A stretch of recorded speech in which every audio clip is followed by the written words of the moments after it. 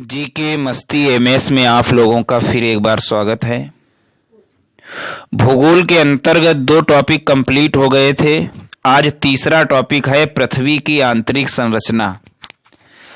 पृथ्वी की आंतरिक संरचना के क्वेश्चन हम बाद में देखेंगे, पहले लूसेंट से एक्सप्लेन करेंगे पृथ्वी और उसका शौरिक संबंध। तो देर ना करते हुए बड़ा टॉपिक है, चर्चा करते हैं। पहला लिखा है प्रकाश चक्र, सर्कल ऑफ इल्यूमिनेशन। प्रकाश चक्र क्या होता है? वैसी काल्पनिक रेखा जो पृथ्वी के प्रकाशित और अप्रकाशित भाग को बांटती है।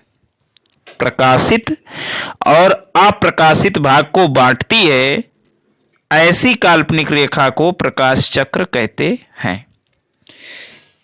फिर पूछेगा आपसे पृथ्वी की गतियां। तो पृथ्वी की गतियां 2 हैं, घूर्णन गति यानी रोटेशन और परिक्रमण गति यानी रिवोल्यूशन। Rotation and revolution. घूर्णन गति को ही दैनिक गति कहते हैं और परिक्रमण गति को ही वार्षिक गति कहते हैं। घूर्णन गति क्या है? देखिए, पृथ्वी सदैव अपने यक्ष पर पश्चिम से पूरब घूमती रहती है, जिसे पृथ्वी का घूर्णन या परिभ्रमण कहते हैं। परिभ्रमण कहते हैं। इसके कारण दिन व रात होते हैं, अतः इस गति को दैनिक गति भी कहते हैं। तो ये तो घूर्णन गति हुई, दैनिक गति हुई और परिभ्रमण गति हुई। दूसरी गति जो हमने बताई थी परिक्रमण या वार्षिक गति। देखिए, पृथ्वी अपने यक्ष पर घूमने के साथ साथ सूर्य के चारों ओर एक दीर्घवृत्तीय मार्ग पर परिक्रमा करती है, जिसे परिक्रमण या वार्षिक गति कहते हैं। पृथ्वी को सूर्य की एक परिक्रमा पूरा करने में 365 दिन 6 घंटे का समय लगता है। एक परिक्रमा पूरा करने में 365 दिन 6 घंटे का समय लगता है। अगला टॉपिक है, ये तो गतियां हुई। अगला है नक्षत्र दिवस किसे कहते हैं और सौर दिवस किसे कहते हैं। नक्षत्र दिवस यानी साइड्रल डे और सौर दिवस यानी सोलर डे। देखिए, नक्षत्र दिवस के बारे में बता रहे हैं। एक माध्याह्न रेखा के ऊपर किसी निश्चित नक्षत्र के उत्तरोत्तर 2 बार गुजरने के बीच की अवधि को नक्षत्र दिवस कहते हैं। मतलब एक माध्याह्न रेखा के ऊपर किसी निश्चित नक्षत्र के उत्तरोत्तर 2 बार गुजरने के बीच की अवधि को नक्षत्र दिवस कहते हैं।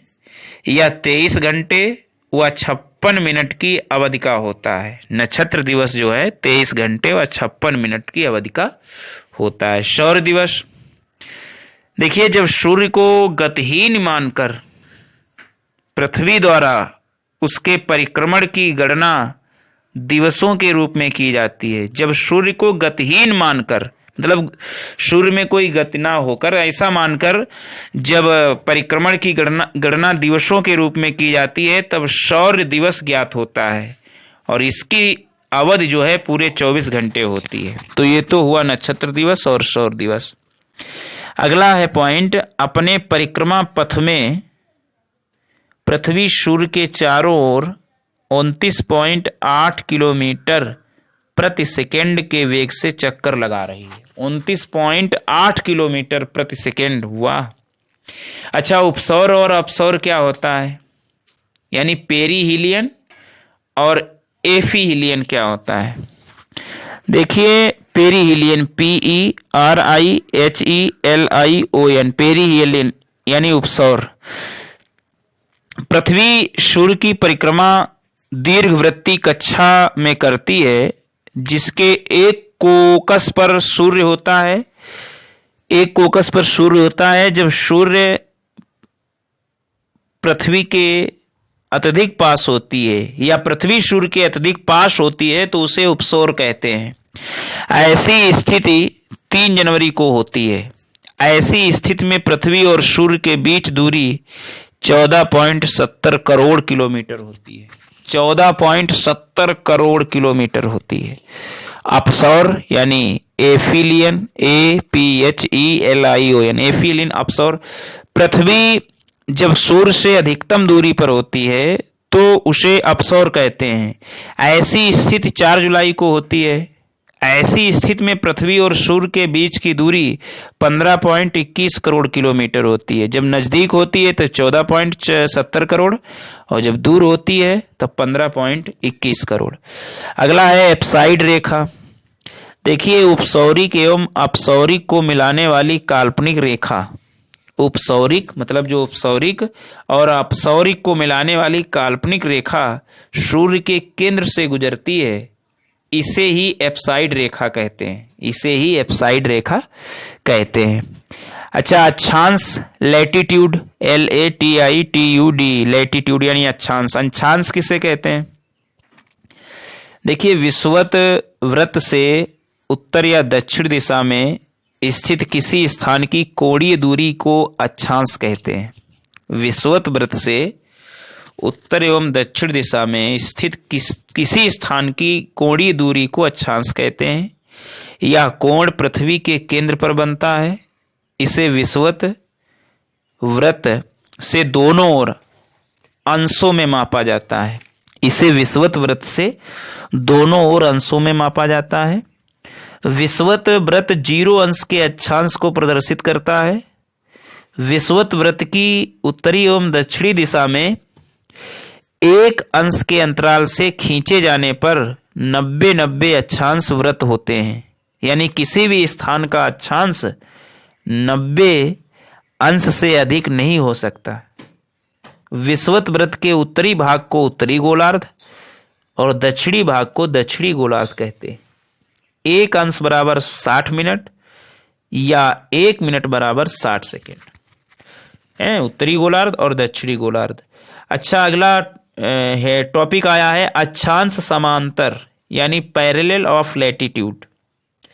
देखिए, काल्पनिक रेखाओं का एक ऐसा समूह जो पृथ्वी के चारों ओर पूर्व से पश्चिम दिशा में विषुवत रेखा के समांतर खींचा जाता है, अक्षांश रेखा कहलाता है।